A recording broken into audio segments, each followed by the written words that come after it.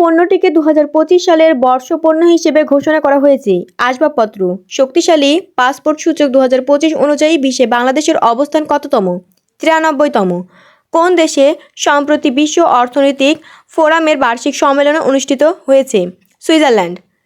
51তম G7 শীর্ষ সম্মেলনের আয়োজক দেশ কোনটি? কানাডা।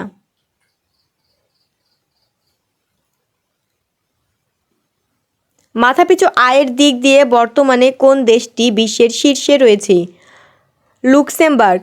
কোন দেশটি মুদ্রাস্ফীতি নিয়ন্ত্রণে স্বর্ণমুদ্রা চালু করেছে? জিম্বাবুয়ে। সরকার দেশে অর্থনৈতিক অঞ্চল নির্মাণের উদ্দেশ্যে কোন জেলাটিতে সাবরাং ট্যুরিজম পার্ক প্রতিষ্ঠা করার পরিকল্পনা গ্রহণ করেছে? টেকনাফ।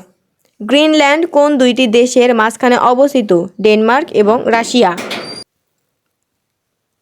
বিশ্বের অন্যতম বৃহত্তম তেল মজুতকৃত অঞ্চল অরিনোকো বেল্ট কোন দেশে অবস্থিত? ভেনেজুয়েলা। ডিপসিক কোন দেশের সফটওয়্যার কোম্পানি? চীন। বিবিএস এর তথ্যমতে দেশে 2024-25 অর্থবছরে গড় মুদ্রাস্ফীতি হয়েছে 10.03%।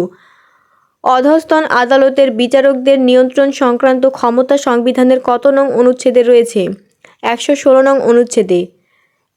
অ্যানথ্রাক্স আক্রান্ত প্রাণীর প্রধান লক্ষণ জ্বর, শ্বাসকষ্ট ও লোমঝরা।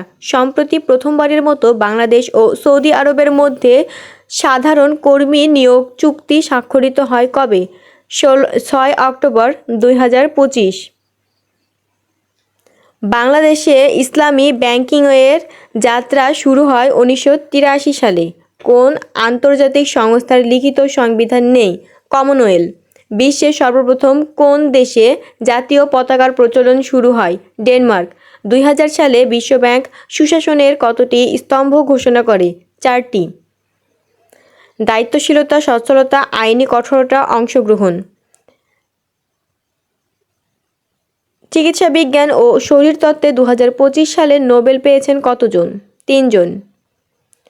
বৈশ্বিক মানবাধিকার সংস্থা international federation for human rights এর সভাপতির নাম কি? Alice Mogwe.